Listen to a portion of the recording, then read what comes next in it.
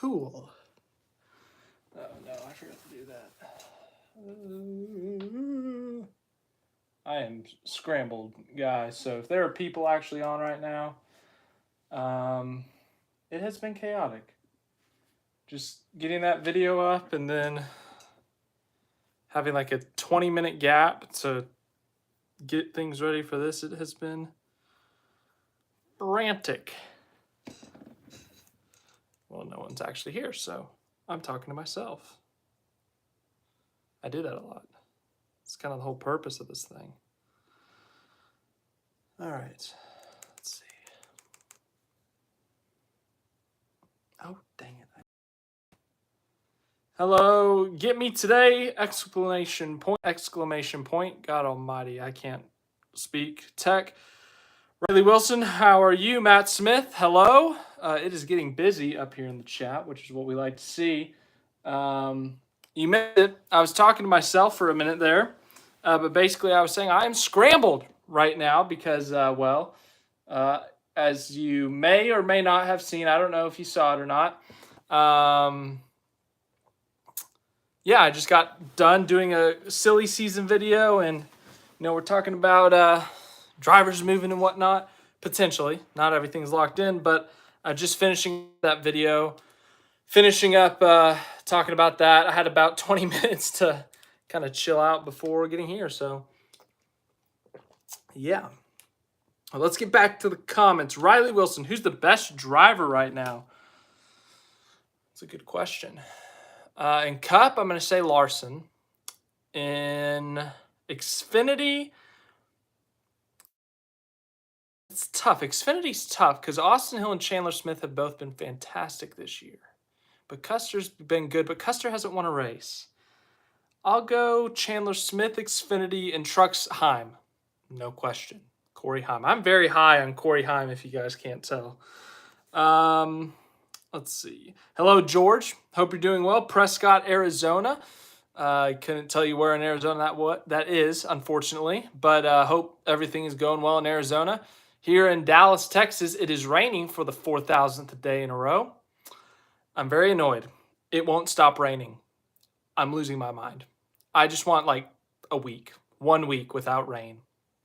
1 week. I'm losing it.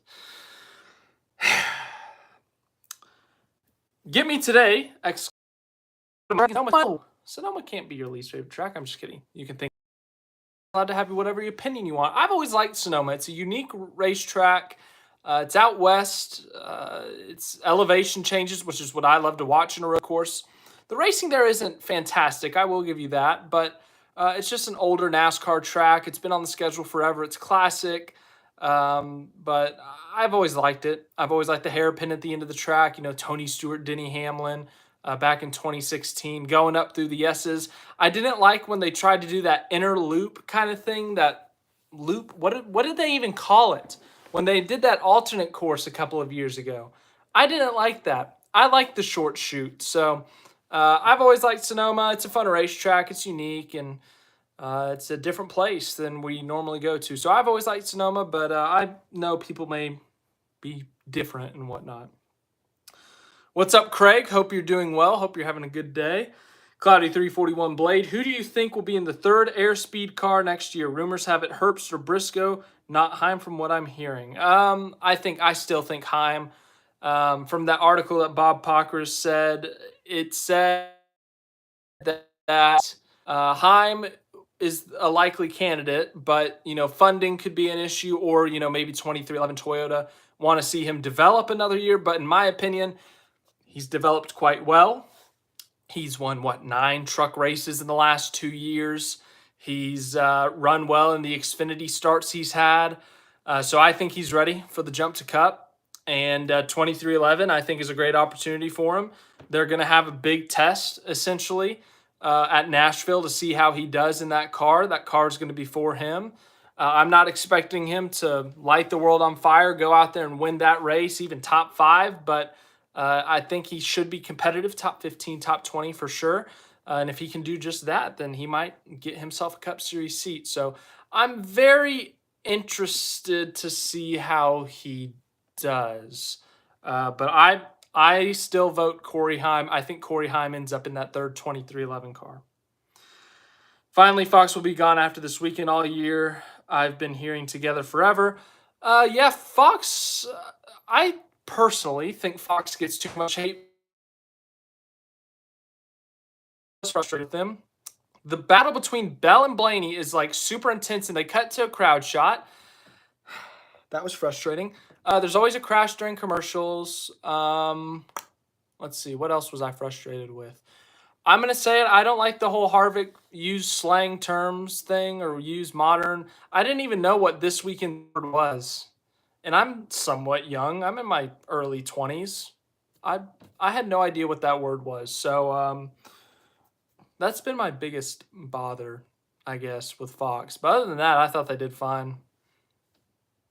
They missed the pyrotechnics at the beginning. So maybe there were a few more issues this week than normal. Anyways, I think they get overhated. But yeah, they definitely have their issues for sure. We can't deny it. I think the booth has been much better this year. When it was just Mike and Clint, and then you kept on rotating the third guest, it would get inconsistent. And I don't want to say I had a problem with that, but it could be improved on. And this year, I think these three have been doing great. Mike Joy seems like he's back in great form again. That call at Atlanta was amazing. The call at Darlington from Boyer, that was Boyer's best moment. Keselowski, Buescher, that was fantastic from Boyer. And then Harvick, I think Harvick's doing good. I think he gives great analysis, great detail that we really don't get to see, from the TV screen. Larson, best driver in the Cup Series. I say Denny is the best right now. 5 top 5s in the last 5 races. Tied for the most wins. Tied for the most top 10s. I mean, yeah, I think it's Larson or Denny. Either one. But, Larson, he was leading the points before the 600. And yes, he did not race that race. And that was his own decision and whatnot. But I truly believe if he raced in that race, he'd still be the points leader. He's got the most stage wins this year. He's got 2 wins this year. As I said, he would have been leading the regular season standings. So either one of those two, I would listen to an argument for sure. Cloudy 341 Blade. But, as I said, like Hamlin or Larson, but I'd say Larson. But then again, I'm very pro Larson right now because I want him to stick it to NASCAR in terms of the waiver if they don't give it to him, which, by the way, if you have not heard, there's a report from Jeff Gluck and Jordan Bianchi that if they do not give Larson a waiver, you will hear a time rant from me on here. So hopefully it doesn't come down to that, but I will be screaming a lot. I might say bad words. It'll be heat of the moment. Let's see here. You think Junior will get a try?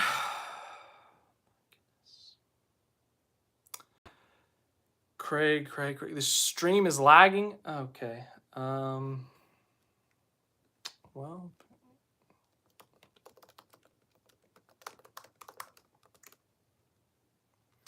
All right.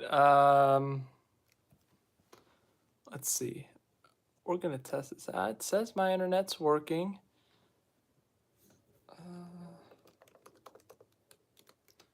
How's it going right now? Because I got the stream on my laptop here. I don't know if it's just you or if it's me. Is it lagging for anyone else? How is the lagging? When I do this, does it go it's working fine? What? I can't really do much. The Wi-Fi is in a completely different part of the house, so that's going to be a struggle to deal with. So we'll push on until the stream crashes. So it may just be some people, it may be not, but I'm going to get back to the comments here. Do you think Dale Jr. will be no, Craig. I hate to burst your bubble. I hate to crush your dreams, but I went on this little side rant last week. Dale Jr. is not going to get a charter. He has said he doesn't want a charter. He has said that they are not planning on it. Kelly Earnhardt Miller has said they are not planning on it. Dale Jr. is not getting a charter. Give up. Stop dreaming. I sound so mean right now, but stop. I lost 6 viewers when I said that. So maybe I shouldn't be so mean. But no, I don't think the question comes up every single year, and I'm just tired of it at this point. He said he's not going to get a charter. He said he doesn't want a charter. It's just not going to happen, guys. I'm sorry. It's not going to happen unless there's a sudden change of tone from Dale Earnhardt Jr. So that's forever to four dead. That's clever. Kyle Larson each other. Yeah, that was a bizarre incident. I see what you guys mean with the lag now. I'm getting some of that, but now it's back to normal, so it was just a couple seconds. I just think it was a racing incident, but as I stated yesterday, Kyle Busch cannot afford that. He is below the playoff cutoff line right now, and they have not shown winning speed yet this year. The closest they were was at Kansas, and they still finished 5th in that race. They cannot afford these bad races. They cannot afford DNFs. They cannot afford a stinker of a race like Darlington where they finished, 26th because they kept on hitting the wall. They cannot afford these bad finishes, and that was just stupid. Kyle Busch, Kyle Larson, both champions, and yes, they're allowed to get mad, but when you're in the position Kyle Busch is in, you can't be doing that. That was extremely dumb on his part, in my opinion. But, yeah, he can't afford that. He can't do that again. Just straight up, there's a genuine chance Kyle Busch could miss the playoffs this year. And as I said yesterday, if he misses it by 6, 7, 8 points, or Gateway. What do you guys call this track? Is it Gateway? Is it St. Louis? Is it Worldwide Technology Raceway? What do you call it?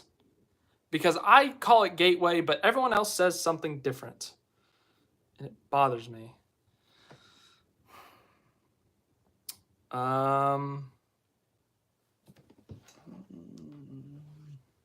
Okay, that looks better now. Who's your dream lineup for booth and pit road reporters?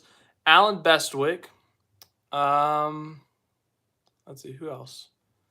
Steve Letarte. Steve Letarte's got to be up there. I always like Dale Jarrett.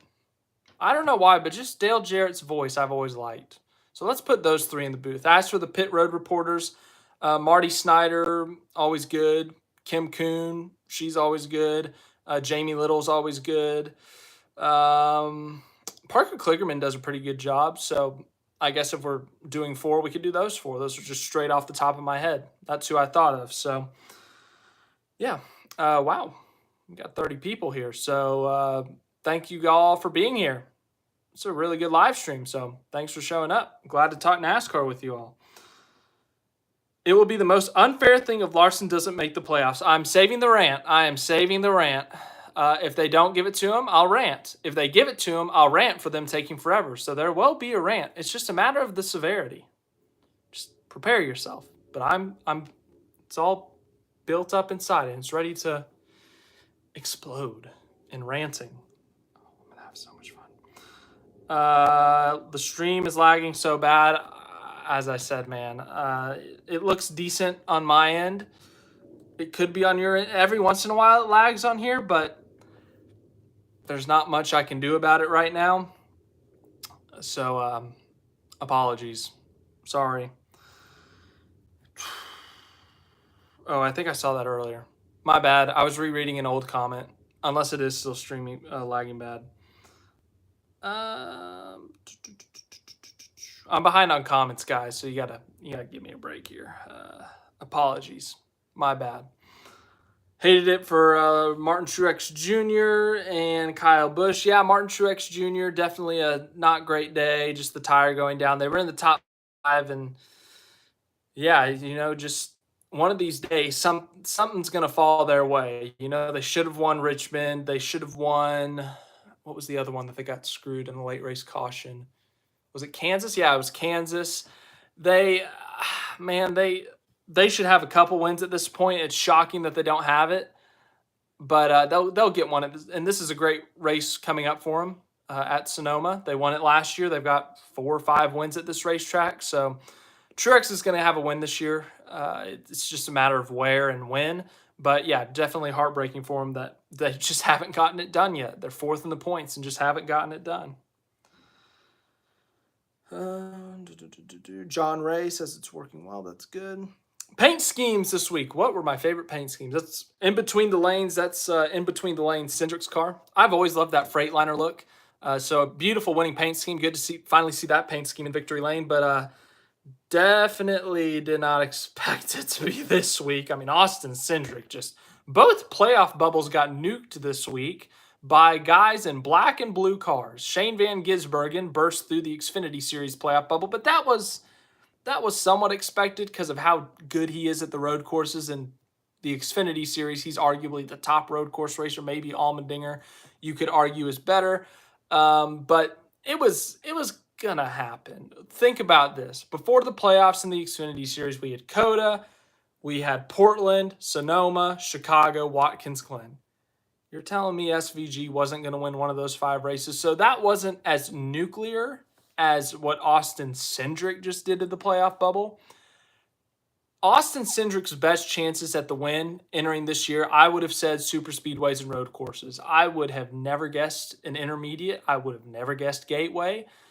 I would have, if you told me Gateway, I would have said, wow, Ford must have just obliterated the field and Team Penske must have had some extra NOS in the car or something.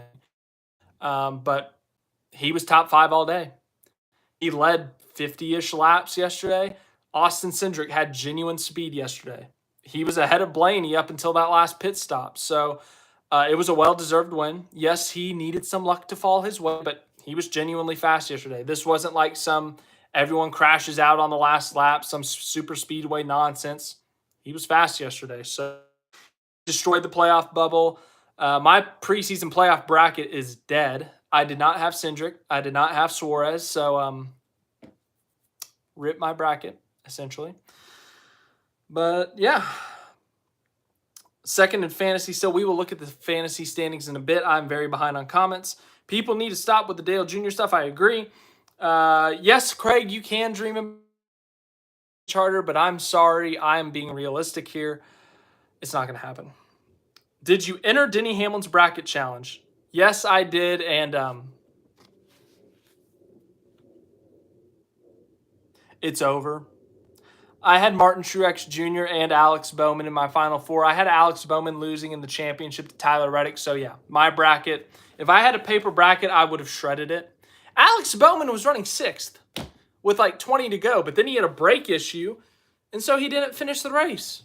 Or he like finished 1 lap down or something. He finished like 26. So Bowman had it going for him. He had a really good day. It looked like it was going to be another top 10, and then the brakes died. So yeah, my bracket got nuked. Like, I didn't lose a couple first round matchups that just ruined the perfectness of it. No, my bracket, it's done. Unless Tyler Reddick goes on to win, it's done. It's over. It's very much over. Thank you for reminding me in between the lanes of my terrible picking. Speaking of, I picked Ryan Blaney to win the race, and I was about to be really cocky, and then he ran out of gas. So I guess you got saved from that. Kyle Busch. Oh, my God. Is it weird that I predicted Busch would miss the playoffs before the season began? No, get me tech, exclamation point, tech. No, because if you get it right, you're going to look like a genius. I had Kyle Busch as a lock in the playoffs, and now he might not make it. So you might be a genius. Craig says he calls it Gateway. Cloudy341 Blade says he calls it Arch Speedway. That's funny. Before all incidents happened, this race was boring. The lack of passing, lack of fall off. It's hard to find a groove and rhythm. Here's the thing. I swear, I was the only one who liked that race yesterday. I thought it was a good race. I'm not going to sit here and tell you it was the greatest race ever or even a top race this year. It was nowhere near Kansas. It wasn't as good as Darlington. It wasn't as good as Atlanta or anything like that, but it was a good race. I enjoyed it. There was passing. Christopher Bell was able to make his way up through the field. Blaney was able to make his way up through the field. Multi-grooved. The track really widened out there at the end. That battle between Blaney and Bell was great. I for sure agree with you on the tire fall off. I wish there was a little bit more just to make it a little bit more exciting, but it mixed up the strategies. It allowed different front runners, different guys to lead laps. We saw Todd Gilliland lead laps. Good for Todd. But I get your point on that end, but I thought it was a good race. I enjoyed it. I actually enjoyed that race yesterday. So, yeah, I guess we have a different opinion there. Martin Truex Jr. for Sonoma. Your backup pick is Kyle Busch. I think they finished 1-2 in this race last year, so your pretty spot on there. Obviously, Truex has won there. He won there in 23. He won there in 19. He won there in 18. He won there in 13. So he's got 4 wins at Sonoma. So, yeah, that's a good pick. Obviously, Kyle Busch has won there a couple of times. So not bad picks at all. And Kyle Busch, he was running top 5 at Coda up before the spin with Christopher Bell. So yeah, Kyle Busch would be definitely a sleeper kind of pick this week. It's weird to say that with Kyle Busch's name, but in terms of the favorites, it's going to be Truex, it'll be Larson, it'll be Elliott, it'll be Allmendinger maybe. But Kyle Busch could be a sneaky good pick. Ryan Blaney almost won yesterday. Yep, more heartbreak for Blaney. Lost by an inch at Atlanta and runs out of gas coming to the white here at Gateway. So, yeah, definitely that's a punch in the gut for Ryan Blaney. Ford has struggled this year up until the last couple of weeks. Team Penske struggled up until the past couple of weeks, and Blaney really wanted to be, as the defending champion, the one to get Team Penske their first points win of the year, and he runs out of gas to it. So definitely heartbreaking for him, but he's still in a good points position. We got a long way to go before we can talk about him missing the playoffs, thankfully. But yeah. Jamie McMurray and Trevor Bayne were in the Xfinity booth with Adam Alexander. I liked it. I really think McMurray is a really good guy in the booth. I think he does a great job. Adam Alexander, I think he's great too. Trevor Bayne, he was all right. He was good at times, but I much prefer McMurray in that booth. Adam Alexander's a great voice. Obviously he hosts what is about to be formerly NASCAR Race Hub, and he always does a great job with that kind of thing, hosting, lead commentator, whatever it may be. So that's Adam Alexander. If Mike Joy decides to step aside and they don't want to go outside of Fox, I really hope they sign Adam Alexander. I got Truex Jr. winning my bracket. Well, your bracket is dead, unfortunately, in between the lanes. Like, your champion is gone. Bye-bye. Truex got eliminated by Austin Dillon. Austin Dillon, who's the 31 seed. Yeah. I can't believe it either. Inflation really hit NASCAR hard. That Blaney could Cloudy 341 Blade, man, you got some funny comments. I appreciate the humor. I really do. Trust me, I do.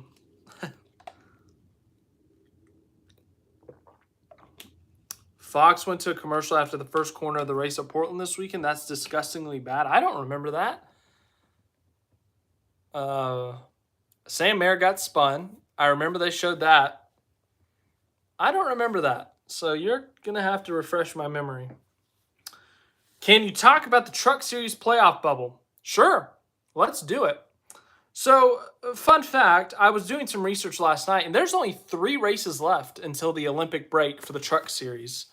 I don't know which races they are, but the Truck Series only races 3 more times before we go to, we got Pocono. Wow. Upcoming races, Pocono, Lucas Oil Raceway Park, and Richmond. Wow, so they only actually have, oh, and Nashville. Yeah, Nashville. So they got Nashville, Pocono, and IRP before the Olympic break. That's, all right.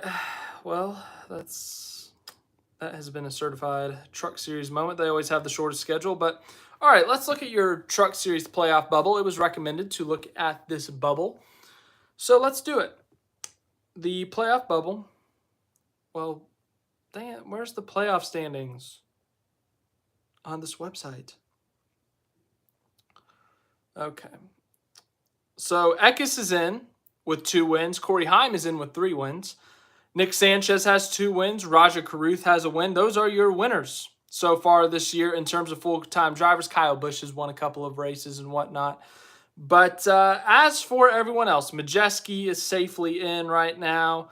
What's the cutoff? How many guys make the playoffs in trucks? 10? I think it's 10. Correct me if I'm wrong there. Is it 10? Is it 12? I always forget how the Truck Series playoffs work. I got to be honest. I can't remember if it's 10 or 12. See, this is why it's so confusing. The playoffs are confusing. They are so stupid. I hate the NASCAR playoffs because it confuses me and it gets all stupid. Xfinity has 12. Cup has 16. Is it 10? Okay, someone did say it's 10. There we go. All right, I ranted for nothing. 10 drivers make it. So currently Grant Enfinger is the last guy in, and he's got a good buffer. He's got 26 points. So maybe that's not a good buffer, but it's decent. And then 28 points ahead of Friesen is Tanner Gray. And then 36 points ahead is Ben Rhodes. 49 points ahead is Tyler Ankrum. Roger Carruth is already in. And then, oh boy, I got to do some big math here. 72 points ahead is Taylor Gray. And Ty Majeski is a lot of points ahead, like almost 150, more than 150 actually. And then everyone else is locked in. So there's your Truck Series bubble. Woo Nash Trucks.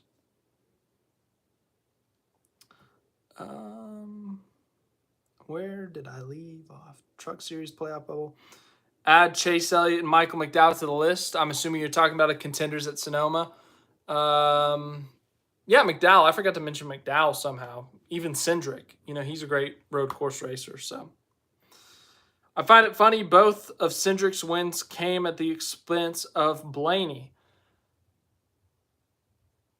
Daytona. What happened to Daytona? Oh, yeah, he didn't really door him into the wall. He blocked him into the wall. I don't think that was at the expense of. He didn't wreck Ryan Blaney. I mean, they wrecked after the flag, but Blaney still finished 3rd, 4th in that race. So I don't know if that one was really at the expense of. But, you know, that's for someone else to discuss. Blaney didn't save at the pump. Yeah, that commercial. I went to a different Walmart, found some diecast. Very neat, very neat. Fox did not even show Ty Gibbs' final pit stop when he took his crew member with him. Yeah, that was weird because Mike Joy's going, oh my God, what? Oh, he hit him. And I was like, what's happening? Like, who's crashing? And then it was Ty Gibbs, clipping his pit crew member just a little bit, or his pit crew member diving out of the way. And they waited like 10 laps after that to actually show what Mike Joy was yelling about. Like, guys, if he's yelling about something, please cut to it then. I don't know. It was a battle for the lead. I guess I get why they didn't show it, but still annoying. Can we go back to Michigan or Chicagoland for IndyCar to replace that Detroit? Oh, my Lord. So I don't usually watch IndyCar a lot, but I had time on my hands on Sunday morning, Sunday early afternoon, and I said, let's do it. Let's watch this IndyCar race. I regret it because that was horrible. I mean, they couldn't go a lap without wrecking each other. I mean, we complain about the Indianapolis road course and NASCAR and those stupid restarts. Oh my gosh, IndyCar had single file restarts and couldn't keep it under control. I think I read somewhere that 47 out of the 100 laps were under caution in a 100-lap street race. That was terrible. It was pathetic. There was like a 40-lap stint where they genuinely could not make it a lap without wrecking each other. It was terrible. It was genuinely horrible. I will say the end was nice and intriguing with the whole Scott Dixon having to save fuel and, his teammate having to hold off Kyle Kirkwood, I think. And then Colton Herta was a lap car trying to hold up Scott Dixon for Kirkwood. That was intriguing. But then once Dixon kind of figured out he was going to make it on fuel, then, I mean, it was anticlimactic the last 3 laps. But the last 15 or so up to that point were intriguing. But yeah, that was a crash fest. That was ugly. That was really stupid. That was very ugly. I remember they spent a whole caution reading off penalties. Like 3 laps in a row, they could not breathe because they were reading off penalties. They could not say anything else. It was terrible. I like IndyCar, man. They got some exciting races and some pretty neat racetracks, but that was a rough one.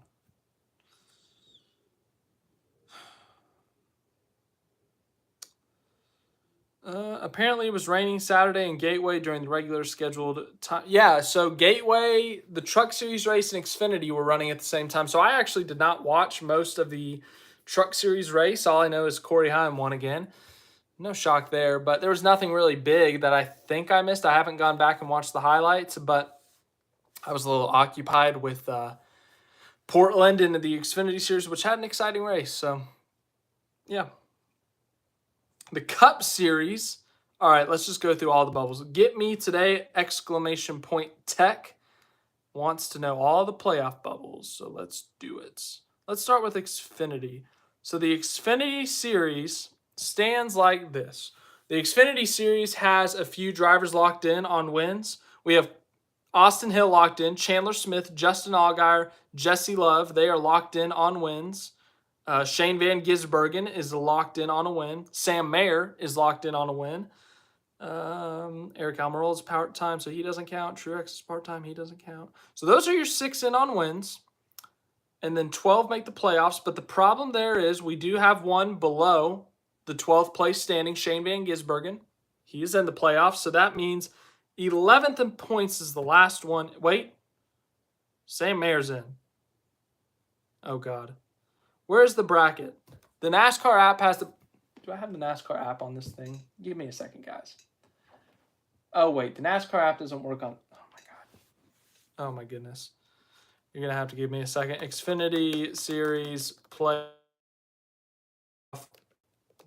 Bubble 2024. All right. If they don't have it, then, well, tough. Okay, here we go. I found it. We're good.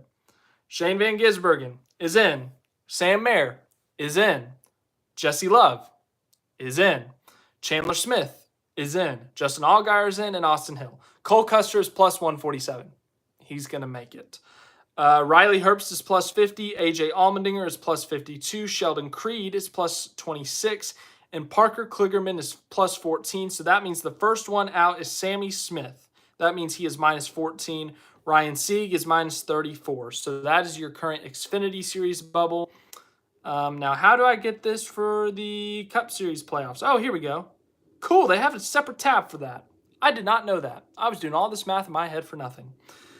Denny Hamlin's in, William Byron, Christopher Bell, Tyler Reddick, Austin Cindric, Chase Elliott, Brad Keselowski, and Daniel Suarez are all in on wins. Martin Truex Jr. is plus 136. He's going to make it. Ty Gibbs is plus 111. He'll make it. Bowen is plus 63. Chastain is plus 63. Blaney plus 51. Bubba Wallace is plus 27. Chris Buescher, Prosper, Texas Zone, is plus 14. And then Chase Briscoe, actually, is plus 4. So that means the first guy out of the NASCAR Cup Series playoffs right now is Joey Logano, minus 4. Kyle Busch is minus 10. Who would have thought? And then it's a big fall off after that.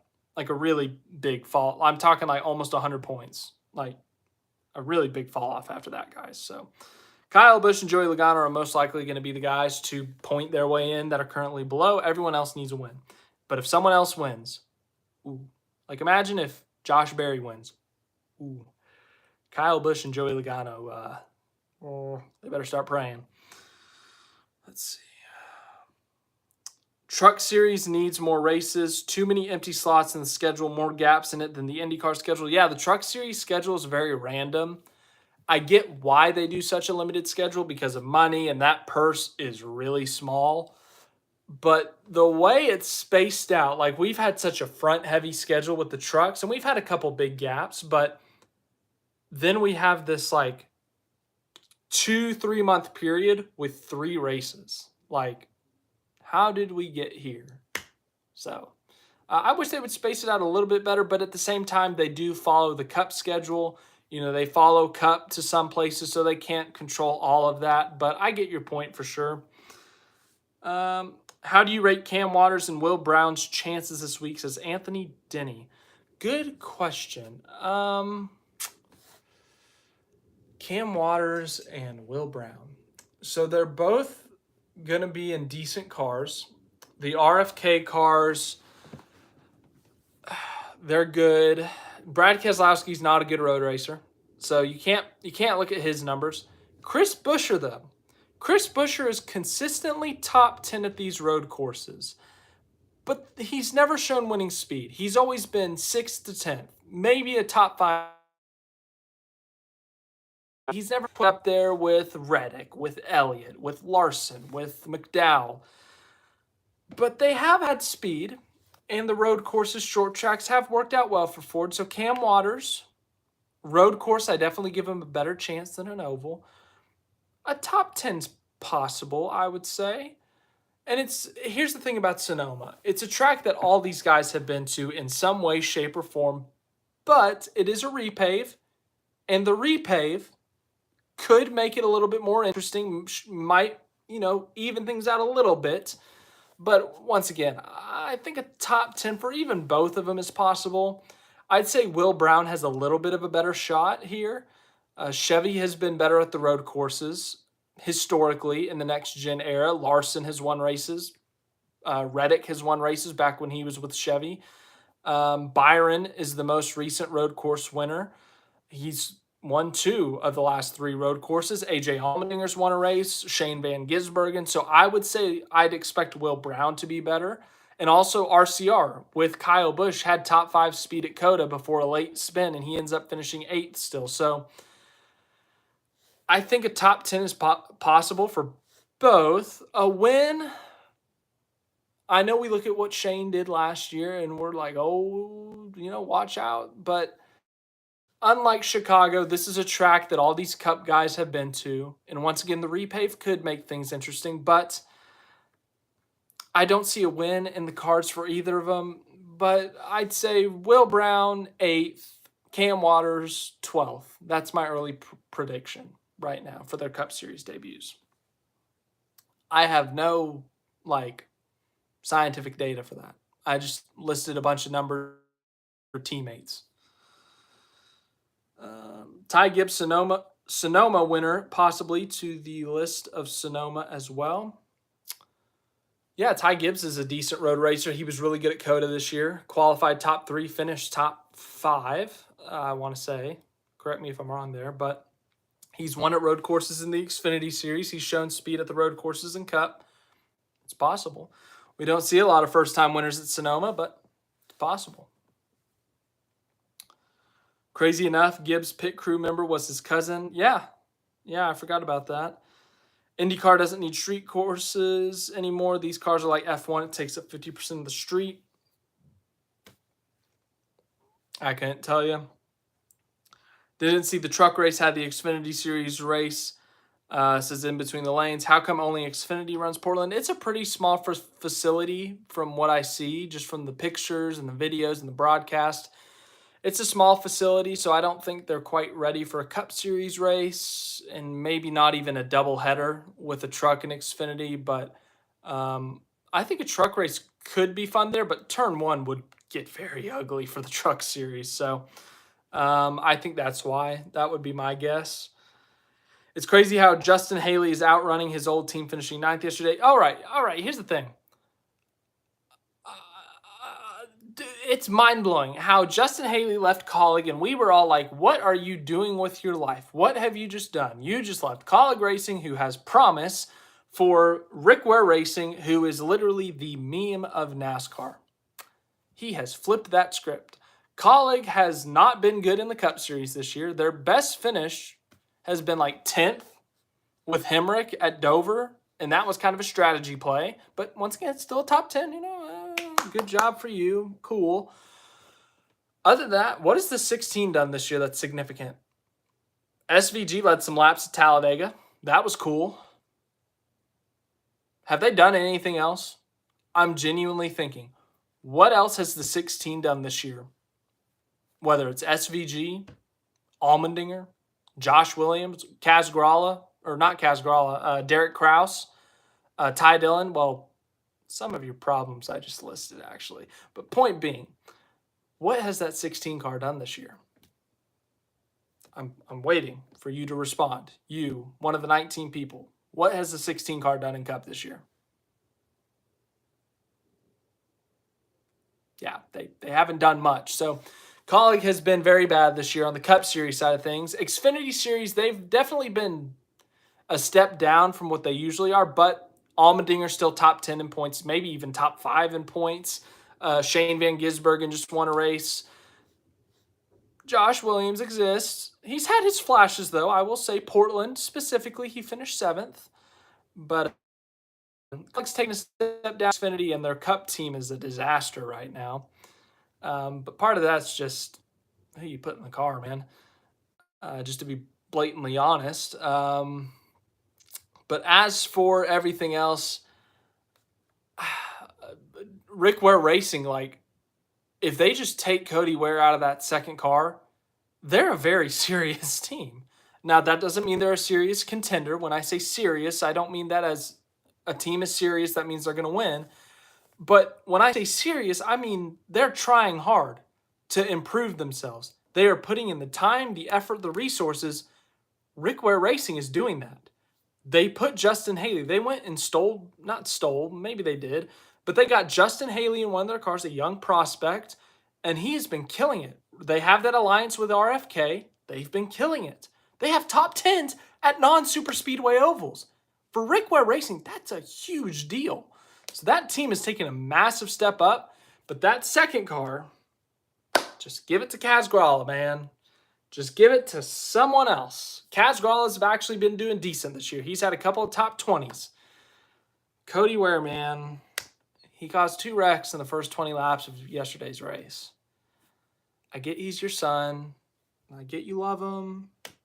I get it, but just give it to Kaz. Please.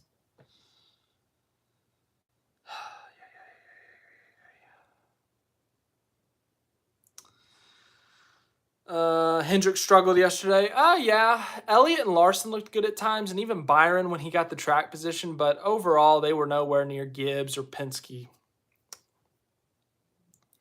Is this finally the year we get 16 winners? What are we at now? I got the playoffs pulled up. We have 8 different winners this year.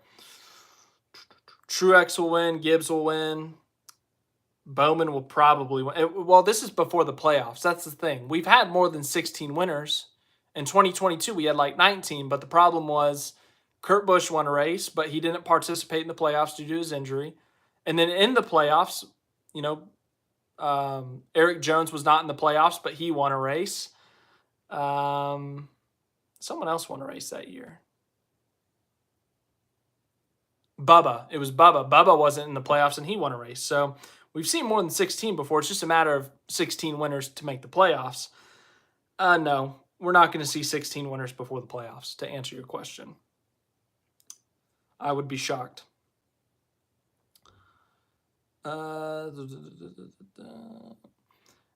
Thank you for the nice words. Get me today, ! Tech. I've said that name so many times. But thank you for the nice words. Glad you enjoyed the channel. I'm thankful to all of you for watching. We've been killing it this year in 2024. It's been a great season for NASCAR. To all the Australians and New Zealanders, thank you too. You guys have been killing it here. Glad I can give you updates on Shane Van Gisbergen and also, the others, Will Brown, Cam Waters. But I'm appreciative of it all, truly. It's been a great year. So the truck's Cloudy 341. Man, your comments are killing me, man. WNBA South. I'm going to get in trouble for some of these, man. I can't be saying some of this stuff. If that track breaks apart, newly repaved, look out, Denny Marcus beef again. I think they're not allowed to say anything to each other on Twitter anymore, if I had to guess.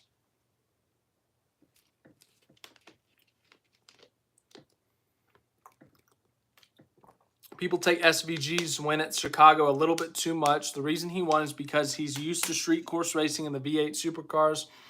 I wish people would stop saying this guy is going to win because of SVG. Yeah, for sure. I mean, everything kind of played into his cards that weekend. I mean, it was still extremely impressive to show up and win in your Cup Series debut, but it's the first ever street race in NASCAR. No one has raced in that car on a street course. A lot of those guys have never raced on a street course. The rain didn't help because NASCAR drivers have so little experience on the rain. So it definitely played to his advantage, but I mean, it was still an impressive win. And he's actually been doing decent in Xfinity considering it's his first time on a lot of these ovals. But when it comes to the road courses in Xfinity, it's expectation for him to win or at least compete for the wins. So when it comes to Chicago in the Xfinity Series race, he should win that race. If he doesn't, it's a massive disappointment, just considering who's in that field and, what else is in that field and what the track is, and they've only been there once. He should absolutely win that race. Unless a late race caution and he gets dumped or something happens to his car, he should win that race. But I get what you're saying for sure, but I mean, it was still massively impressive. But I don't expect him to go out and win every single cup race that he's in the road courses, but I expect him to be top 10 at worst. If he's in competitive equipment, if he's in a trackhouse car next year at the road courses, he should absolutely be contending for wins, considering his resume, considering his experience, and considering what he has shown he can do in a cup car when given the right opportunity. He should be contending for wins at the road courses. The ovals are a different story. He's still learning all that stuff, and the competitiveness, maybe we'll get there, but in terms of winning consistently on the ovals, long way to go. Maybe a super speedway this year in Xfinity, but other than that, he's still got a long way to go. In terms of being like competitive every kind of week, that kind of thing. I can think of one thing Colleague has done this year, running the back every week. God, you guys are brutal. I mean, you're telling the truth, but you're brutal. SVG just won a road course, so that he'd been never in the car. It's completely different than what he normally races. Mintox A says, yeah, I mean, for sure. As I said, what he did was extremely impressive at Chicago. And no one wants to take away from that. I mean, he showed up on his Cup debut and won, and it wasn't a fluke. It wasn't a super speedway. Everyone flipped in front of him, and it wasn't like everyone crashed out at Chicago. Now, some guys did, but it was their own fault for wrecking themselves. Christopher Bell wrecked himself. Truex wrecked himself. Kyle Busch wrecked himself. So, for sure, things have to play your way, but that's how racing goes. A caution falls at the right time. Someone spins out in front of you. It rains at the right time at a road course. It's just how it goes. It was impressive. He led 10 laps in that race. He was up front all day. He had competitive lap times all day. So I don't think anyone's trying to take away from him that win or trying to say it was a fluke or, a fraud. But I think people just, in terms of looking at other road courses, I think that's what people are trying to hit on, if I had to guess. I feel like it's not a Rick Ware racing problem. They just need better drivers. Last year, they were a joke. Now it's like, okay, they are slowly improving. They hired Haley to prove they can be a good team with a good driver. Yeah, for sure. That's kind of what we just talked about. But, I mean, they're being serious. They care. They're showing that they care. They want to take that next step forward with Justin Haley. It's just that second car, man. Keep Kaz Grala in it. Get someone else in it. Just Cody Ware, man. I'm sorry. Cody Ware I personally don't think he deserves that seat. And I know it's not just me who thinks that. So, Cody Ware, look, man. Just sorry. I don't know. I feel like I'm dissing on Cody Ware so much in this live stream. Why you got to remind me of Kurt Busch? Yeah, I'm sorry, man, but we were talking about 2022 and all the different winners, and that Kansas win was iconic, though. Byron will win the championship this year, says David. Byron's definitely going to be one of your favorites, but something I have not seen from him this year is what we saw last year is the consistency up front. Consistently top 5, consistently top 10. A bad day for him last year was 10th. And this year, they have a week every once in a while or every couple weeks. They'll just have a quiet race where they do nothing. And I don't want to say I'm concerned because, Charlotte, he was fast. He had winning speed there. He'll be fast this week at Sonoma. But once again, concerning is not the right word, but they're not quite where they were last year, I think. So, he's got a shot in this format. Anything can happen. You just got to make it to Phoenix, and then, top 3 can wreck, and you can make it. But, yeah, he's a favorite, and I hate this format. So, yeah, I've never said that before. I've got an interesting question. Even when SVG leaves Xfinity, will you still do Xfinity race reviews? Because Xfinity is a fun series. Your favorite driver's Creed. Good question. Good question for sure. I've never done consistent Xfinity race recaps until this year. And I don't even do race recaps. I just focus on Shane because, just straight up, there's a high interest from Australia and New Zealand. If you look at my numbers, if I were to post them, you might be mind blown. If you've kept up with the channel and you've looked at the numbers, you see that there's a high interest in Shane Van Gisbergen's career over here in the U.S. from Australia and New Zealand. And, a lot of those people, they've not watched a lot of NASCAR, or they've watched, maybe a couple races or None at all. And so they want to know how it's going. They want to know his results. They want to know what these racetracks look like. They want to know how these racetracks are different and how he's performing. So there's a heavy interest in him, as I said, and I'm trying to keep up with that. I'm trying to give the people what they want. It just happens to be that the people are in Australia and New Zealand. So I can't commit to Xfinity Series race recaps every single week beyond this year or next year whenever Shane leaves Xfinity, but I can try. I can always try. So I don't think I can make a commitment until we get that point. Noah Gregson hit the wall 6 times in Chicago last year. Oh, yeah. They had a Baconator commercial up as his Baconator paint scheme was in the barrier. Yeah, that was arguably, that's one of those races when you're a driver, I feel like you look back at like, man, I wish I could forget that, but it was so bad, I'm never going to forget it. Steven says, if Kyle Larson doesn't get a waiver, I think he should go to IndyCar for the rest of the season to teach NASCAR a lesson. Now, Larson stated this week, even if he doesn't get the waiver, he still plans on racing in NASCAR. He still plans on competing for the Owners' Championship because the fact of the matter is that Owners' Championship is very important. It's how the teams get paid. It's where the money gets distributed, however you pronounce that word. Math is hard. But that Owners' Championship is very important. Kyle Larson is a contracted driver with Hendrick Motorsports. He's not contracted with NASCAR. He's contracted with Hendrick. So I don't think he would up and leave Hendrick, especially considering Rick Hendrick gave him his second chance after what happened. So Kyle Larson, if he gets denied the waiver, I do not see any way he leaves NASCAR fully. He may be pissed off and he might say something, or he might threaten to, or maybe he does take a week off at Daytona, like the August Daytona race. He doesn't want to risk injury. They're not in the playoffs. You can put someone else in there and maybe get a better result. So, but it's his team. It's his crew chief, Cliff Daniels. It's his pit crew that he works with every single week. And the fact of the matter is, Kyle Larson gives the 5 team the best chance at winning or being competitive every single week. I'm sure if you put Justin Allgaier in that car the rest of the year, he would slowly progress and he'd be consistently, top 10. But Kyle Larson's a Cup Series champion. He's a future Hall of Famer. Kyle Larson is the guy to be in that car. And I think if Larson gets denied the waiver, I think the ultimate way to say, screw you, NASCAR, would be winning 10 races this year. Win the Owners' Championship. Go to Phoenix and win. That would be the ultimate screw you to NASCAR, would be getting denied the waiver, putting together a dominant season, putting together the best season out of anyone else, because then no one would look at whoever wins the championship. If Denny, could you imagine, Cloudy 341 Blade, cover your ears. Could you imagine NASCAR denies Larson the waiver, Larson goes out and wins 9 races this year, wins the Owners' Championship, but the Drivers' Championship goes to Denny Hamlin, but nobody cares because everyone is so pissed that Larson would have been the champion, but NASCAR denied the waiver because they're petty. Could you imagine? That's the way Denny Hamlin finally wins his championship.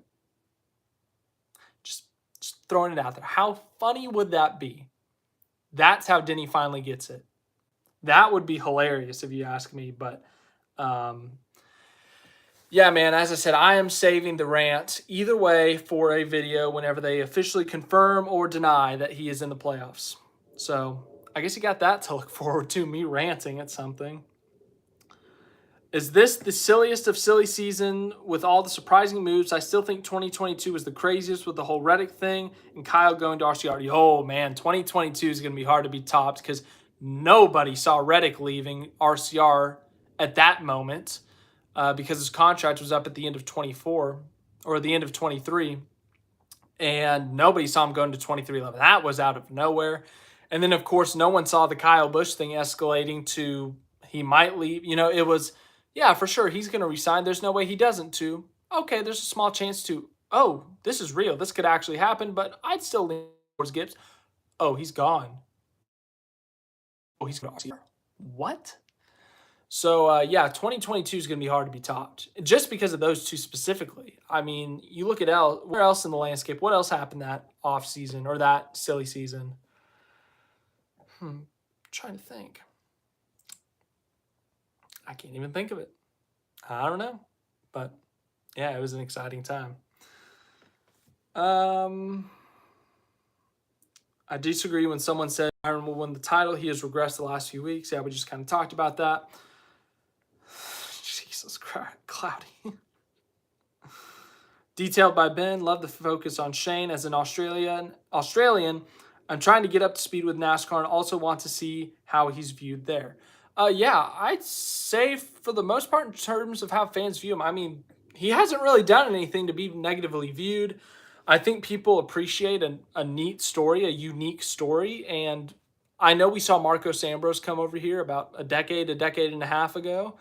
But this is different, It's a guy from New Zealand. He came over here and he won on his debut. And then after that debut, he said, "You know what? I'm going to do it. I'm going to commit to it.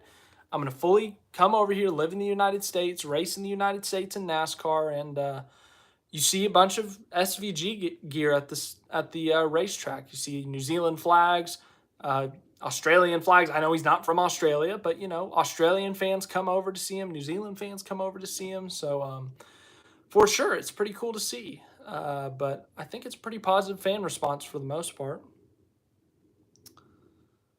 But also thanks for the compliment, detailed by Ben.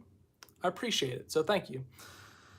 Gregson kicked out of Legacy Motor Club last year. A year and 8 months later, his whole team is getting yeeted out of NASCAR because of Tony and Gene Haas. Yeah, Gregson, he had such a successful Xfinity Series career, and then you look at his Cup career, and he had the rookie season that Zane Smith is having right now. He got kicked out of his ride / they mutually parted ways or whatever. He comes to Stuart Haas. He's actually performing quite well, and the team's dead. Like, just crappy timing, just to put it straight up. When I was in high school, my teacher's son worked for Hendrick Motorsports. Mr. Hendrick wanted to open an IndyCar team back then. Well, I guess he didn't open a team, but he got a car that he got to co-own and co-sponsor, so he got part of that. So, good for Rick. I would love if the scenario plays out. Imagine the haters saying he only won one championship because of Larson. Keep moving that goalpost. Dude, here's the thing, Cloudy, is that even if Hamlin won it that way, that wouldn't even be the most fluky of championships in this format. Look at the championships in this format. 2014, Harvick was he was one of the top 3, top 4 most deserving, but I still think Gordon led the points all year long. He was the most consistent driver. He had the most top 10s. I think he had the most top 5s. He didn't have the most wins, but he had led all those other categories. And he led the points all year. 2014, Gordon. 2015, Kyle Busch missed 11 races and won a championship. I mean, all due Kyle Busch, he should be. If we were in the Winston format, even if we were in the old Chase format, Kyle Busch would be a multi-time champion. So I don't want to take that away. That 2015 makes up for one of the others he lost in 2018, 2016. 2016, as cool as the moment was, as great as the call was by Rick Allen, Jimmy Johnson was not the guy that year. Carl Edwards, Kyle Busch were fantastic that year. So, once again, so out of the championships, 2014, 2015, 2016, those are 3 straight championships where you could argue the most deserving guy did not win. You couldn't even argue. You have more of an argument that the most deserving guy did not. 2017, Truex 100% deserved, so that's 3-1. 3 non, 1 for. You cannot dispute Truex's 2017 championship. 2018, the big 3 versus Logano. Logano's a deserving champion. I think 2015 would be the year you could argue Logano, maybe even 2016. But 2018, I'm sorry, he was far off that big 3. That big 3 would have had an epic title battle if it was the Winston, but it didn't come to fruition. So that's 4-1. 2019, I think 2019 Kyle Busch fully deserved. He was great that year. He had 5 wins on the season. He led the points. He won the regular season championship. So I think Kyle Busch deserved 2019. 2020 Harvick. Sorry, Chase Elliott fans. Elliott had a great season that year, but ultimately Harvick was the most deserving guy that year. 21 Larson. Yeah, you can't dispute Larson in 2021. So that's 5-3. 2022, Elliott led the points all year. I know he struggled in the playoffs, but at the end of the day, championship. So Logano, once again, that's 6 last year. That's 7. So in the 10 years, the 10 seasons we've had this, we've had 7 guys that I would argue were not fully deserving of the champions. Now, they are champions. I'm not going to go take that title away from them. But compared to the other formats, as we talk about, it's a more deserving. We've talked about how the championship has lost some value. Drivers have talked about how the championship has lost some value under this system. So I would argue 7, not 100% argument deserved. 3 guys undisputed. Larson, Truex, Busch in 2019. But that's just me. That's just my opinion. You can disagree with me. You can call me an idiot. You can say I don't know anything. I hate this format. I've said it a billion times on this channel. I will continue to say it. That's just me. We are the only motorsport who has freaking playoffs. David picks Chase Elliott to win. Sonoma. Let's do it. Let's make our Sonoma picks. Toyota looks pretty good at COTA. I will say Ty Gibbs, Tyler Reddick, Christopher Bell. Byron looked really good. I'm trying to think, though. Who do I want to pick? I'm going to go with Truex. Truex, he's just so good here. And with all the way things have fallen, you know, late race cautions and late race restarts and stupid endings and whatnot, Sonoma's normally a very tame race, a very normal race that does not have late race chaos. And it's Martin Truex Jr.'s type of race. It's his type of race weekend. So I'm going to go with Martin Truex Jr. here on Monday. Xfinity, it's going to be the 97 or 6. It's going to be the 97 or 16 for the rest of the year at road courses.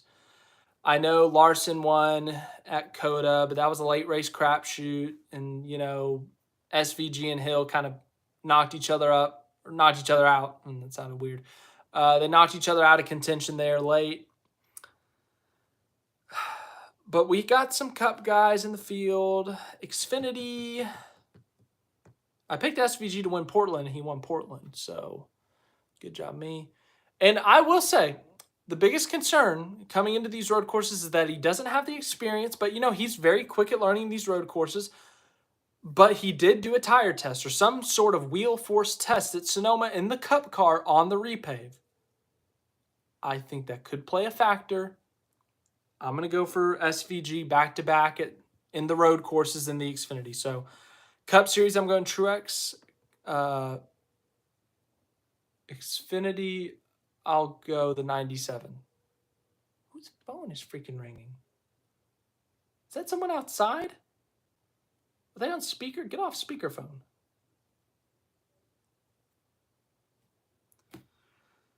Streets, man. Sorry. Something shiny. Where was I? I got distracted. The Monday after stream is peaceful and fun to talk. I'm glad you find it that way. I am.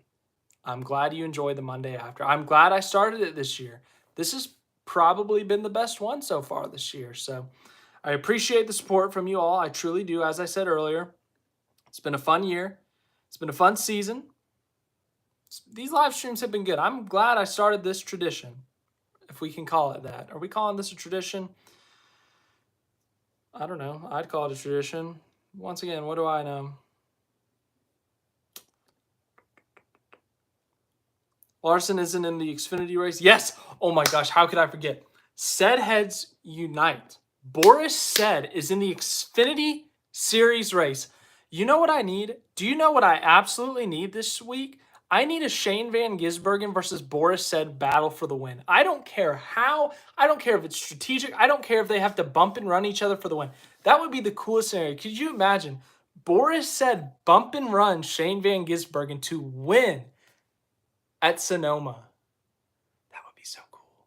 I'm sorry, Shane Van Gisbergen fans, but Boris Said winning by bump and running SVG would be so cool. Oh my gosh. The pace car is going to win.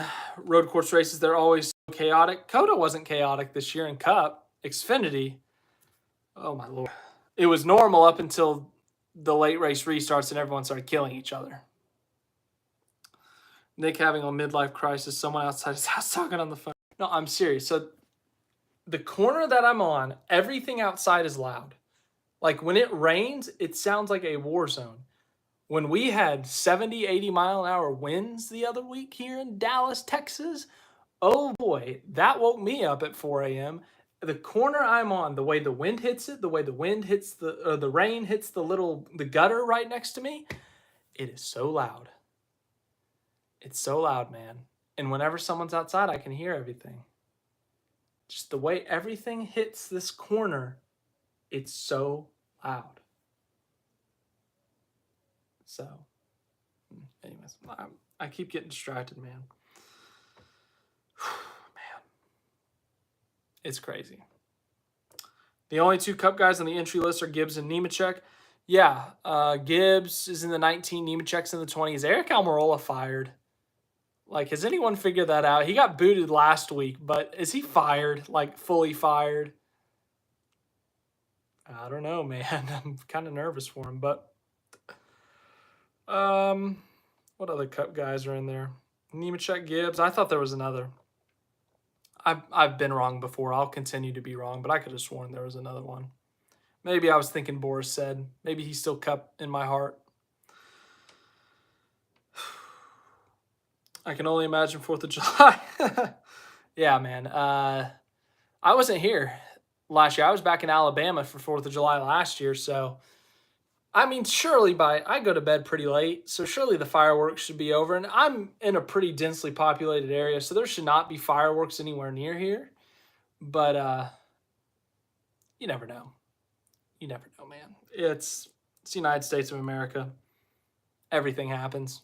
America, freedom, fireworks, eagle screeching. Yeah, it all happens. There's an eagle outside my house right now.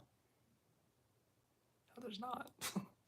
There's actually a bald eagle at a lake, maybe 10 miles from where I live. I kid you not. There's like an actual bald eagle who lives there. I'm not making this up, guys. It's crazy. Boris has done a fair bit of supercar stuff with his mate, Paul Morris. Dude, I'm telling you. Detail by Ben. I want a Boris said versus Shane Van Gisbergen battle for the win. So freaking bad. I cannot express to you how much I want it. The best advice I can give for Almirola to be full-time in the Truck Series. That's the thing, though. Almirola doesn't want to be full-time anymore. So, like, and this part-time for Gibbs has been working. He's got a couple of wins. I think he has a couple. Excuse me. Water, where art thou? But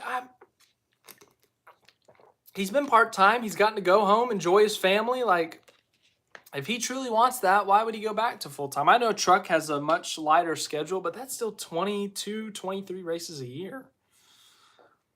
From what I've heard, Eric told Joe Gibbs that his mile and a half. Yeah, I read that somewhere. I can't remember where. That's the rumor. The rumor is that Eric Almirola said that their mile and a half, their intermediate package needed work. I don't even think he said sucked. I think he said that it needed work and that they were lagging behind JRM and someone else. And that's accurate. That's like statistically accurate. Look at the intermediates this year. Your winners, John Hunter Nemechek won at Vegas, but, he's a Cup guy. Texas, Sam Mayer won. You look at Charlotte or Darlington. What's his name won? Justin Allgaier. Chase Elliott in a Hendrick car, a Chevy, won at Charlotte, and Justin Allgaier dominated that race. So he's kind of got a point. Maybe if that rumor is true, he must have said something bad. He must have insulted someone. But once again, it's a rumor. There's no guarantee it was true. I wouldn't even lean it's true. Eric Almirola seems like a nice guy, so I'm not going to buy too much into it. But once again, you never know.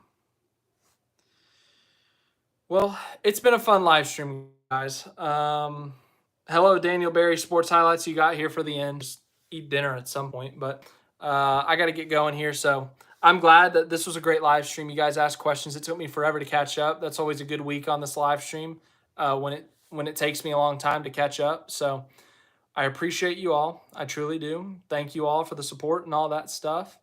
high viewership this week in terms of the live stream video, all that. Once again, thank you, thank you, thank you. And I'll see you guys next week for this live stream. But any other news that breaks this week, if they finally give Larson his waiver, we'll talk about that. Any silly season news, we'll talk about. Any massive changes in anything. But thank you guys again for watching. I truly enjoyed it. And I'll see you for the races this weekend, and then we'll do this again next week. So make sure to come back.